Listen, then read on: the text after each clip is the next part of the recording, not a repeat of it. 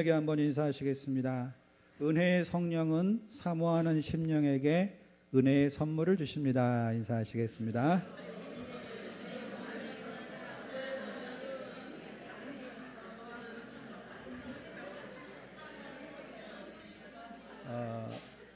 포기하셨어요? 다시 한번. 저도 까먹었을지 몰라요.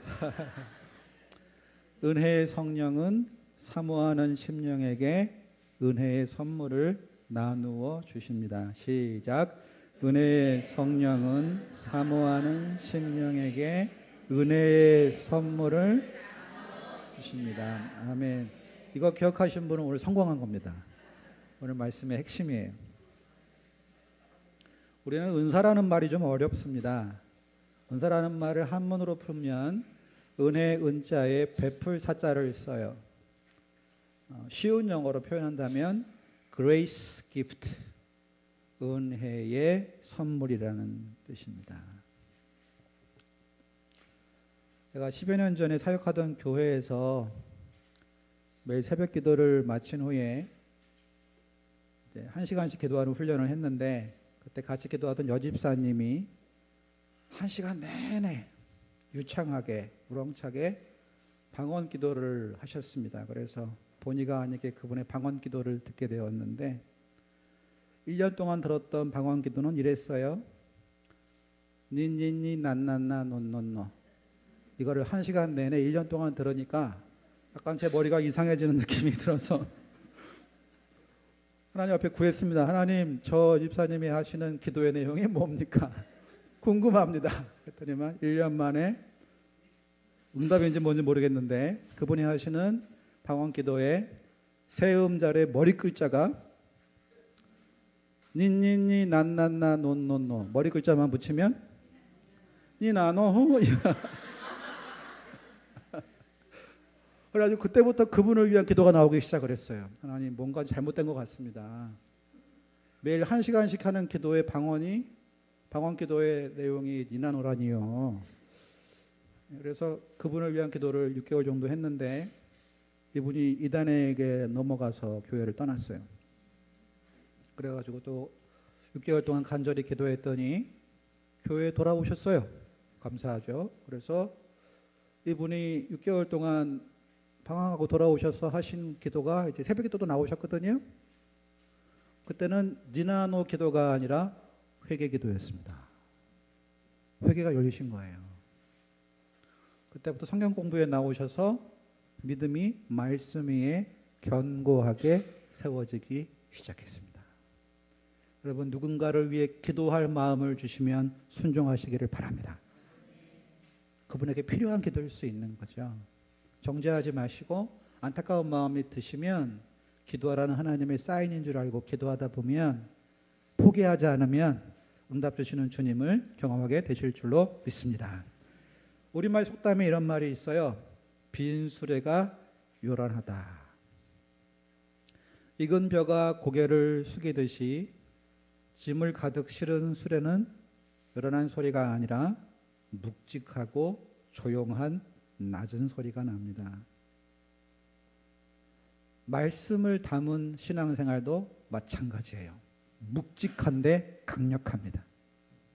말씀을 담지 못한 신앙생활은 요란한데 시험을 이기지 못하는 거예요.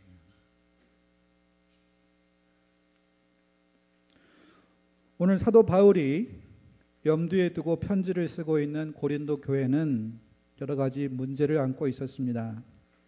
워낙 그리스 문화가 발달돼 있었고 각종 신들을 중심으로 한 우상 숭배가 심했던 고린도 지역에 세워진 교회이기 때문에 태생적으로 문제가 많았습니다. 사도 바울은 오늘 본문인 12장의 앞부분까지 고린도 교회에 존재했던 4가지 당파의 싸움 문제, 계모를 아내로 취한 성적 부도덕의 문제, 결혼과 이혼의 문제, 우상에 바친 재물에 관한 문제, 여성도의 품행 문제, 성만찬의 남용과 그 문제를 놓고 다루었습니다. 그리고 오늘 본문에서는 예배와 교회를 어지럽게 했던 은사 경쟁의 문제를 다루고 있습니다. 이 고린도인들은 태어날 때부터 우상 숭배자들이었어요. 우상의 종류도 많았고 신전도 많았는데 가장 난잡했던 우상 숭배가 바로 술의 신인 디오니소스. 술의 신을 섬기는 제사니까 술 파티였겠죠. 술에 취해서 이 성을 잃고 자자력을 잃으면 악한 영이 들어와서 뭔가를 말하게 합니다. 그런 문화 속에 성장한 사람들이 우상 숭배의 잔재를 가지고 예배를 드리니까 예배가 난장판이 된 거예요. 한쪽에서 옛날 우상 숭배하던 습관대로 이게 주사인지 성령 충만인지 구별이 안 되는 상태에서 막 방언을 해대면 질세라 다른 쪽에서 또 막 방언을 해서 예배가 무질서와 혼돈 가운데 빠지고 무슨 뜻인지도 모르는 방언들을 서로 경쟁적으로 하니까 교회에 덕이 세워지지 않고 모두의 유익이 나타나지 않는 그런 무질서와 혼돈으로 인해서 고린도 교회가 분열되고 병들고 죽어가고 있었습니다. 이 문제를 놓고도 바울은 오늘 말씀을 통해서 그들을 권면하고 있는 것입니다.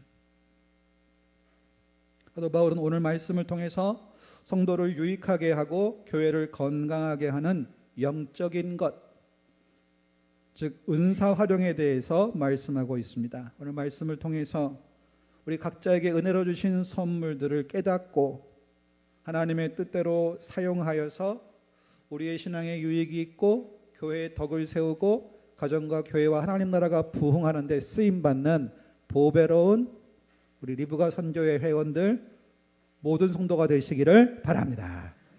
첫 번째로 3절까지 말씀을 보면 이런 교훈이 나와요. 성령의 감동을 받을 때 신앙 고백을 하게 됩니다. 사도 바울은 고린도 교인들에게 교회와 예배를 어지럽히는 방언 문제에 대해서 직접 말하지 않습니다. 먼저 고린도 교인들에게 1절에 보시면 형제들아 신령한 것에 대하여 나는 너희가 알지 못하기를 원하지 아니하노니. 누구라고요? 형제들아. 예수를 믿음으로 같은 하나님을 아버지로 섬기는 영원한 가족된 형제 자매들에게 사랑하는 마음으로 그들 가운데 있는 문제에 대한 안타까운 마음으로 완곡하게 형제들아 너희가 영적인 것에 대해서 모르기를 원하지 않는다. 사랑 안에서 진리를 말하고 있습니다. 진리를 말할 때도 사랑이 필요한 줄로 믿습니다. 사도 바울은 그들의 영적인 상태에 대해서 이해하고 있습니다. 우리 2절을 한번 읽어볼까요? 2절 읽어봅시다. 시작. 너희가 알거니와 너희가 이방인으로 있을 때에 말 못하는 우상에게로 끄는 그대로 끌려갔느니라. 아멘. 하나님을 몰랐을 때 악한 영의 이끌림을 받아 우상에게로 끄는 대로 끌려갔다. 하나님 만나지 못하면 악한 영의 역사를 거부하지 못하고 내 의지와 상관없이 끌려가는 전적으로 타락한 죄인의 모습을 보여주고 있습니다. 끄는 대로 끌려가는 우상 숭배자의 모습을 보여줍니다. 우상이 이끄는 대로 끌려갔던 우리에게 3절 말씀처럼 하나님의 영이신 성령께서 바람처럼 찾아오셨습니다. 우리의 마음을 감화 감동 즉 터치하시고 움직이셔서 우리의 입술로 전에는 예수를 저주했던 우리의 입술을 변화시키셔서 예수를 주라고 고백하도록 만드셨어요. 마태복음 12장 31절 32절에 보면 예수님 말씀에 이런 말씀이 있어요. 사람에 대한 모든 죄와 모독, 예수님을 거역한 죄는 용서받을 수 있지만 성령을 모독하고 회방한 자는 용서받지 못한다. 왜 그렇죠? 아니 사람에 대해서 지은 죄와 한 모독, 심지어 예수님을 거역한 죄는 용서받을 수 있지만 성령을 모독하고 회방한 죄는 용서받을 수 있다 없다? 없다는 거예요. 왜 그렇죠? 성령께서 죄인으로 하여금 회개하게 하시기 때문입니다. 죄를 회개하게 하시는 성령을 모독하고 회방한 자에게는 회개할 기회마저 사라지기 때문입니다. 그래서 3절 하반절 말씀처럼 성령의 감동으로 예수님을 주라 시인할 수 있게 되는 것입니다. 고린도 교인들, 즉 신자의 신앙 고백 자체가 성령의 역사임을 말씀하고 있습니다. 신자로 하여금 예수님을 주님으로 고백하게 하시는 분은 성령이십니다. 진실한 신앙 고백 자체가 성령의 역사입니다. 진실한 신앙 고백을 하는 신자에게 은혜의 선물을 주시는 분도 성령이십니다. 신앙의 주권은 우리 신자 개인이 아니라 성령께 있습니다. 성령은 예수의 영이시기 때문입니다. 예수님께서 믿음의 주여 온전케 하시는 이시기 때문입니다. 우리가 가진 믿음의 주인은 우리가 아닙니다. 예수님이십니다. 우리가 가진 믿음을 온전케 하시는 분도 예수님이십니다. 예수님의 영이신 성령께서 우리에게 믿음을 주시고 우리의 믿음을 자라게 하십니다. 그러므로 예배와 교회에서 은사 경쟁을 하며 자기를 내세움으로 교회를 어지럽히고 있는 고린도 교인들에게 사도 바울은 그들의 신앙 고백을 하는 것도 성령의 역사임을 상기시켜주고 그들이 자랑하고 있는 은사의 주인도 그들이 아니라 은혜의 성령이심을 선포하고 있는 것입니다. 우리의 믿음의 주여 은사의 주님은 우리가 아니라 믿음을 주시고 은사를 주신 은혜의 성령이신 줄로 믿습니다. 그 성령을 신자에게 보내주신 성부 하나님과 성자 예수님이 우리가 가진 믿음의 주여 온전케 하시는 일인 줄로 믿습니다. 그러면 주님이 주인 되신 은사 활용은 어떤 결과로 나타날까요? 4절부터 7절까지 말씀을 보면 이런 교훈이 나옵니다. 성령을 나타내실 때 유익한 사람이 됩니다. 성령께서 주인 되신 은사의 활용은 성도 상호 간의 유익과 교회의 덕을 세움으로 나타납니다. 지났던 앞에 1절에 신령한 것과 4절에 쓰여진 은사라는 단어는 같은 것을 가리키고 있는데요. 신령한 것은 성령의 은혜로 주신 것임을 강조하고 있고 은사는 신령한 것의 기능을 강조하고 있습니다. 성령이 신자에게 주신 신령한 것, 즉 은사는 성령이 신자를 통해서 일하고 계심을 나타내는 것입니다. 헬라어 본문을 좀 자세히 봤는데요. 4절 말씀을 원문에 충실하게 번역해 보면 이렇게 번역할 수 있습니다. 한 성령께서 은혜의 선물들을 나누어 주셨습니다. 5절을 번역하면 한 주님께서 섬김의 직분들을 나누어 주셨습니다. 6절 말씀을 보면 하나님께서 활동하는 사역들을 나누어 주셨는데 하나님께서 모든 자 안에서 모든 것을 행하시고 있다고 말씀하고 있습니다. 나누어 주신 분도 하나님이시요 각 사람 안에서 모든 것을 행하시는 분도 하나님이시라고 말씀하고 있습니다. 바로 그 결론의 말씀이 7절입니다. 우리 7절을 읽어볼까요? 시작. 각 사람에게 성령을 나타내심은 유익하게 하려 하심이라. 아멘. 여기서 우리는 성경신학의 중요한 진리를 발견합니다. 은사가 뭐라고요? 오늘 말씀의 제목이에요. 은사는 성령의 나타내심. 성령께서 신자를 통해 일하심을 나타내시는 것입니다. 은사를 가지고 은사자가 자기를 높여야 될까요? 성령을 높여야 될까요? 성령을 높일 때 성령께서 그 은사자를 통해서 자기를 나타내실 줄로 믿습니다. 하나님은 은사를 받은 신자를 통해서 그 은사를 주신 성령님을 나타내십니다. 성령을 주인으로 모신 은사 활용을 통해서 성령의 나타나심이 드러나게 되고 서로 유익하게 되고 교회는 질서와 평화 속에서 건강해지고 왕성하게 됩니다. 우리에게 믿음을 주시고 살아게 하시는 분도 주님이시요 은사를 주사 섬기게 하시고 활동하게 하사 서로 유익하게 하시고 교회를 건강하게 하시는 분도 성령이신 줄로 믿습니다. 그러면 성령께서 주사 활동하게 하시는 은사에는 뭐가 있을까요? 자, 은사의 종류가 또 하나님께서 고린도 교회의 특성에 맞게 주신 9가지 은사가 있습니다. 이 9가지 은사를 기억하기가 쉽지 않아서 이것저것 살펴봤더니 분류하는 방법이 많은데 제가 그런 것들을 좀 종합해서 기억하기 좋도록 한번 만들어봤어요. 소위 2, 3, 4 분류법. 2가지 은사, 3가지 은사, 4가지 은사. 자, 보겠습니다. 첫 번째 그룹인 2가지 은사는 뭐가 있을까요? 자, 보겠습니다. 우리 8절 말씀을 읽어보겠습니다. 8절 읽어봅시다. 시작. 어떤 사람에게는 성령으로 말미암아 지혜의 말씀을, 어떤 사람에게는 같은 성령을 따라 지식의 말씀을. 아멘. 첫 번째 그룹 2가지 은사는 뭐와 관련되어 있죠? 예, 지혜와 지식인데 지혜의 말씀과 지식의 말씀의 공통점이 뭡니까? 말씀입니다. 말씀입니다. 말씀이라는 공통점을 가지고 있어요. 여러분, 지혜와 지식이 아니라 지혜의 말씀과 지식의 말씀이 은사임을 기억하시기 바랍니다. 지혜와 지식을 가진 사람들이 있지만 지혜와 지식을 말씀으로 잘 전달할 수 있는 것은 성령의 은사라는 말입니다. 그러면 헷갈리게 되죠. 그럼 지혜는 뭐고 지식은 뭔가?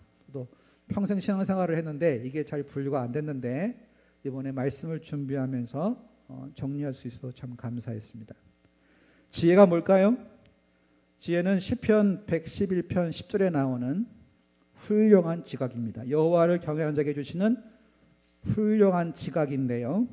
풀어서 말씀드리면 사물의 도리나 선악을 잘 분별하는 마음의 작용.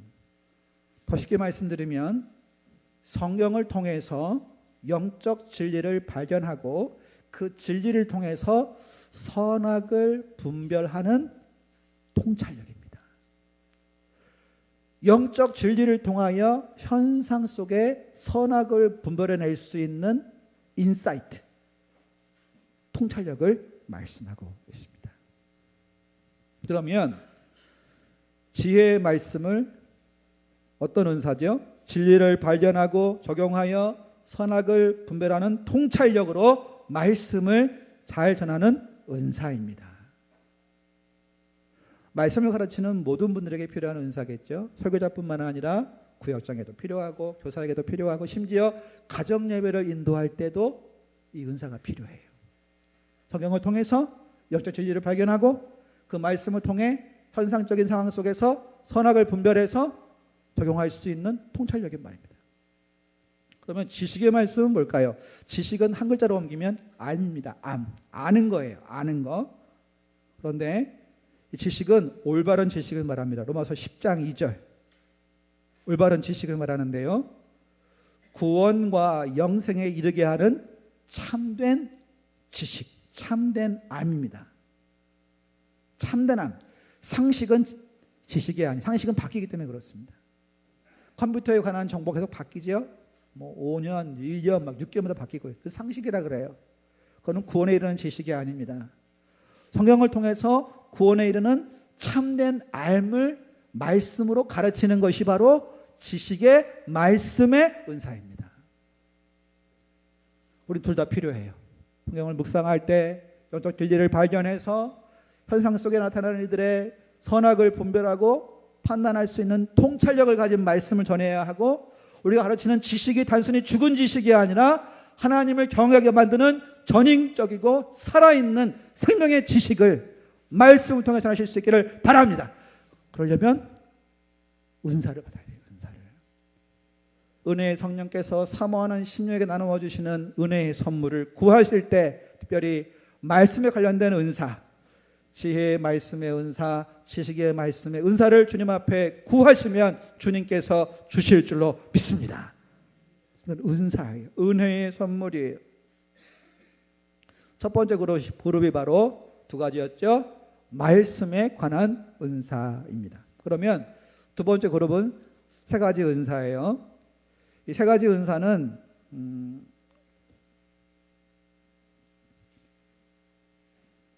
9절, 10절까지 걸쳐 나와 있는데 9절에 보시면 믿음을 또 병 고치는 은사를 10절에 보면 어떤 사람에게는 능력 행함을 이렇게 한 그룹으로 묶어볼 수 있습니다. 병 고침과 능력 행함의 기초가 바로 믿음의 은사이기 때문에 그렇습니다. 여기서 말하는 믿음은 구원받는 초보적인 믿음이 아니에요. 인간적으로 어려운 상황 속에서도 하나님께서 말씀과 기적으로 일하실 것을 신뢰하는 내적인 확신이 외적인 결과로 나타나는 특별한 믿음입니다. 만약에 이 믿음 가진 사람이 환자를 만나면 어떻게 할까요? 병 고침을 위해 기도합니다. 난치병, 불치병이 더디게 낫는 병들을 가진 사람을 만났을 때 믿음의 은사가 가진 사람은 병 고침을 위해 담대하게 기도합니다. 하나님을 사랑하는 마음으로, 그 환우를 사랑하는 마음으로 난치병, 불치병임에도 불구하고 하나님이 치유하실 것을 믿음으로 바라보며 기도할 때에 병 고침의 결과가 나타나게 될 줄로 믿습니다. 이게 바로 믿음에 기초한 병 고침의 은사입니다. 그러면 능력 행함은 뭘까요? 바로 이 믿음이 기초가 되는데요. 인간의 능력으로 감당할 수 없는 고난과 핍박을 당할 때에 분명히 불가능한 일임에도 불구하고 이 일을 통하여 하나님이 영광 받으실 것이라는 믿음을 가지고 기도할 때 사람의 능력이 아니라 하나님의 능력이 그 일을 성취하셔서 하나님께 영광이 돌아가게 될 줄로 믿습니다. 이게 능력 행함의 은사죠. 즉 병 고침의 은사도 능력 행함의 은사도 기초는 뭐죠? 상황과 환경을 초월하여 하나님을 신뢰하고 붙들므로 하나님께서 말씀과 이적으로 하나님의 뜻을 행하실 것을 믿는 내적인 확신을 통해 하나님께서 분명한 응답을 주실 줄로 믿습니다. 이게 두 번째 그룹이에요. 그러면 마지막 네 가지 은사는 뭐죠? 네 가지 은사는 살펴보시면 10절에 나와 있는데요. 언어와 관련된 은사들입니다. 첫 번째가 바로 예언의 은사입니다.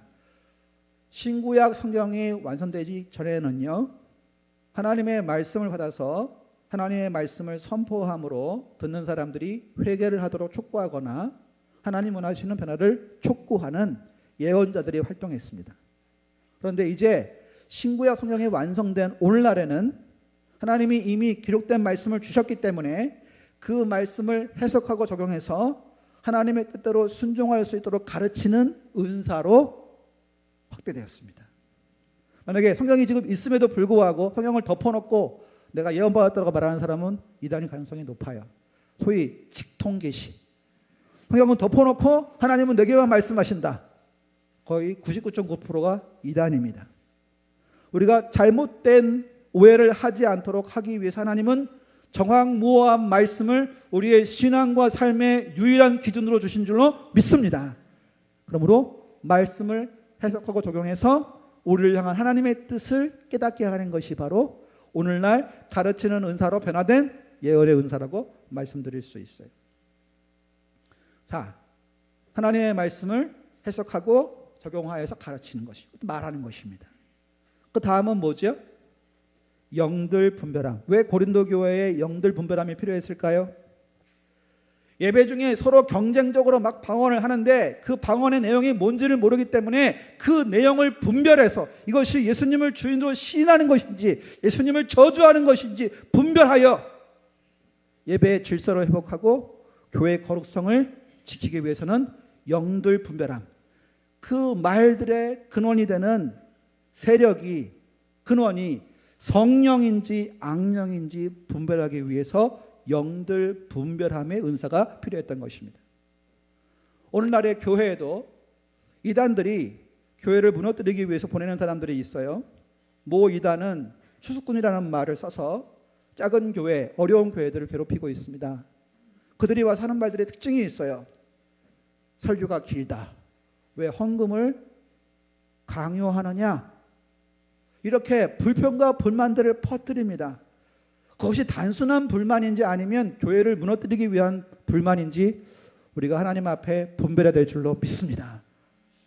분별되지 않으면 모르고 당하는 수들이 있기 때문입니다. 정말 몰라서 그런 것인지 아니면 의도를 가지고 교회를 어질러 보이는 건지 그 배경을 우리가 하나님의 성령의 인도하심을 따라 분별할 필요가 있습니다. 그 다음에 은사가 뭐죠? 언어와 관련된 것이 방언입니다.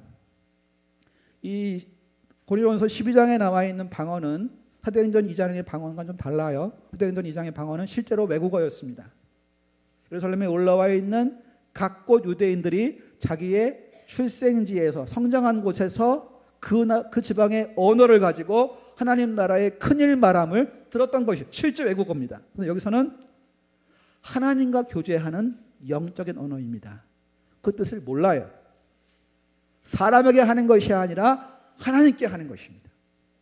그러면 방언의 용도는 뭡니까? 여러분, 방언의 용도가 공적 기도입니까? 개인 기도입니까? 공적 예배입니까? 개인 예배입니까? 그런데 개인 예배와 개인 기도 때 활용해야 될 방언을 가지고 공적 예배 때 시끄럽게 큰 소리로 무질서하게 예배와 교회를 어지럽힌다면 하나님이 기뻐하지 않으신다는 거예요.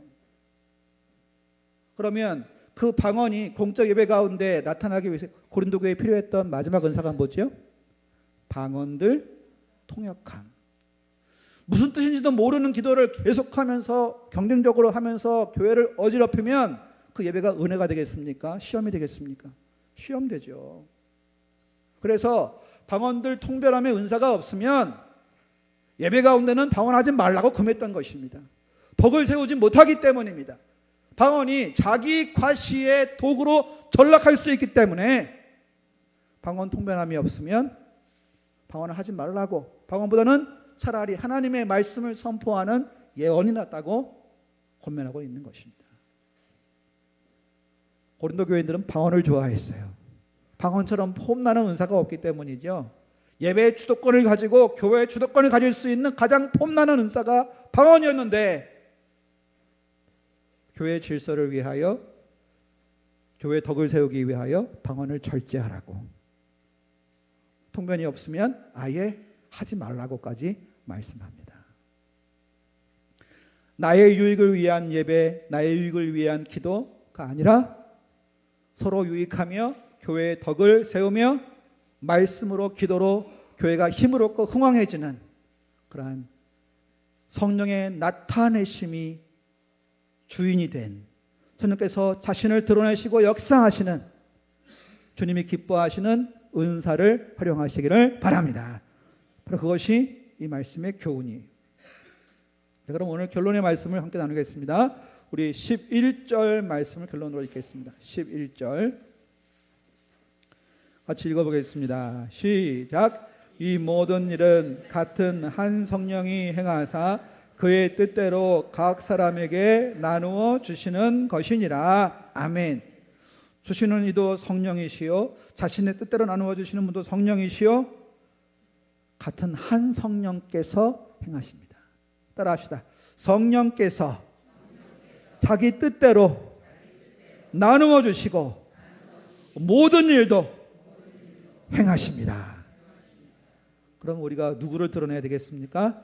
자기를 드러내지 아니하고 성령의 나타내심을 사모하며 순종해야 될 줄로 믿습니다. 우리에게 은사를 나누어 주신 성령께서 우리를 통하여 일하심으로 우리 서로 유익하게 하시고 교회의 덕을 세우게 하시는 은혜가 우리 이브가 모든 회원들과 온 교회 가운데 함께 하시기를 바랍니다. 은사는 은사자를 돋보이게 하는 액세서리가 아닙니다.